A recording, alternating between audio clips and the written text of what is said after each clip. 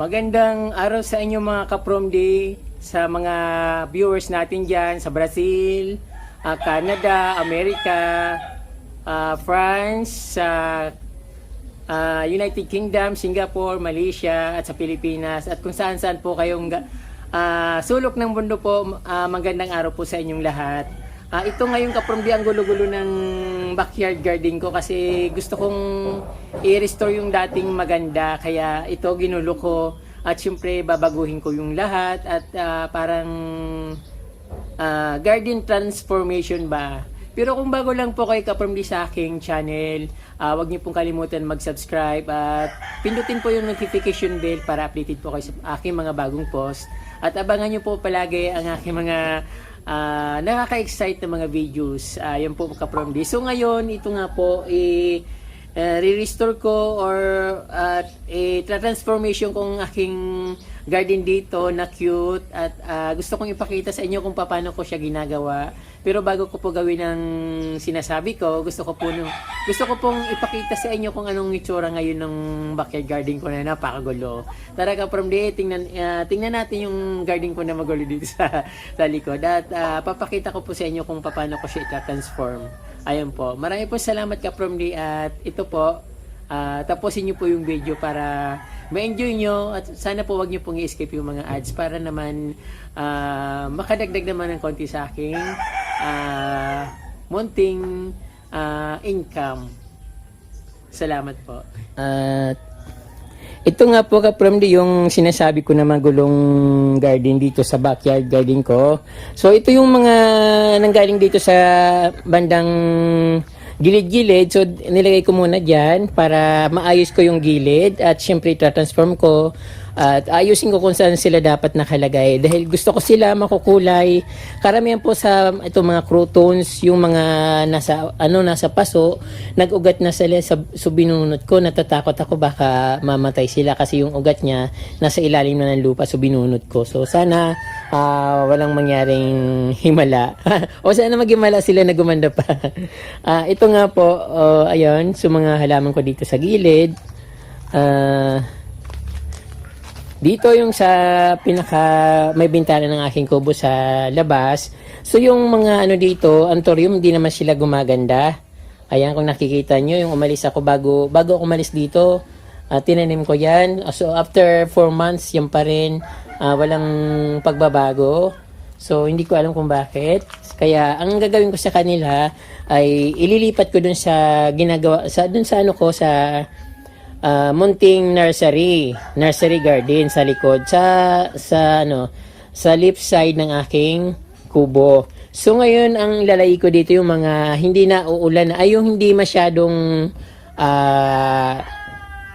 atat sa tubig. Parang yung hindi masyadong masiba. Ano ba tawag doon?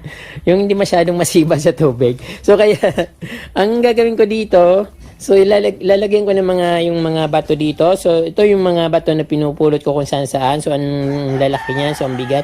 Siguro mga 10 kilos bawat isa nung malaki or mas mabigat pa mga 15 to 20 kasi solid stone po siya. Then ilalagay ko siya diyan.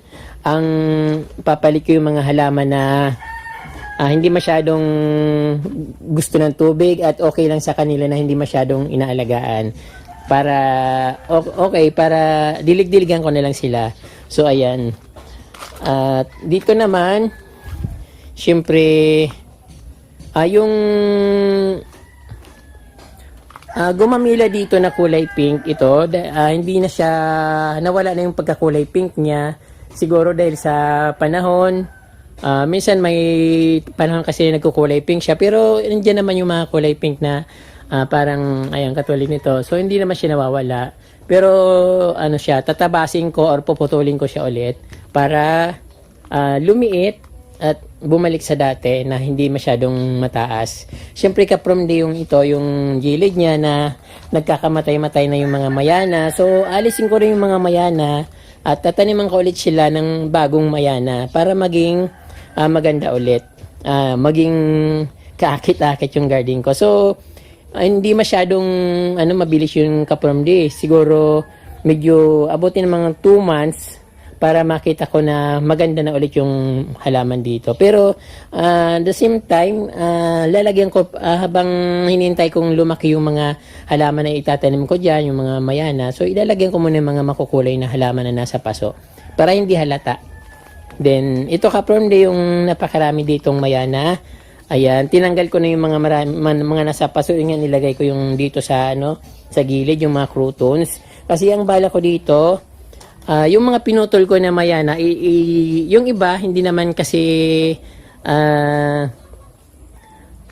parang hindi naman to ganun kalaki. So, kung tatanim ko lahat dito yung mga pinutol ko, so, punong-puno. So, tatanimin ko ulit siya ng mga, mayana dito na para maging makapal yung kulay nila. So, puputulan ko pa rin sila kasi mataas.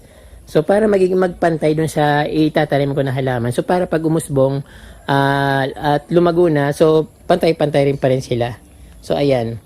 Dito ako magtatanim ng mayana. At ito nga, super last itong kulay pula. Nasunod ba siya kanina? So, agad-agad kong ni-restore yung nilagyan ko ng lupa. Baka malanta. Ayan, dahil mainit dito ngayon. Mainit na maulan. So, ayan, kaprom di ito, alisin ko lahat yan para maging maliwalas yung garden ko at medyo magkaroon ng kaginhawahan.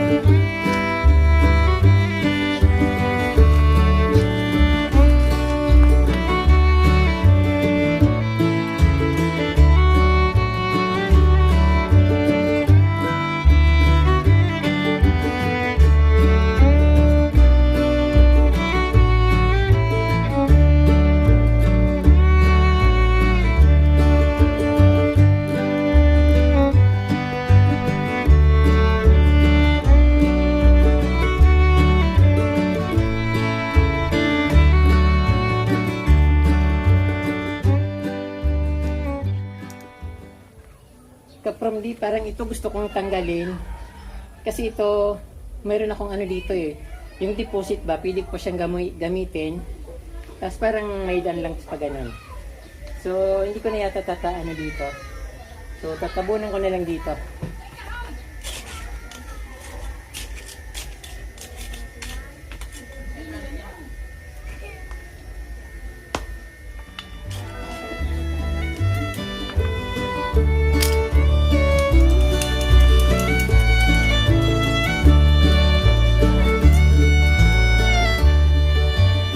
So, inalis ko na to para may dana ko dun, para doon sa kabila, tataniman ko pa.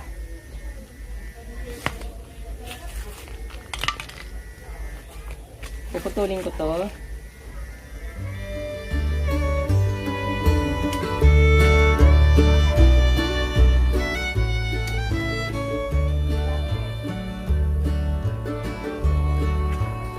Diretsuhan na para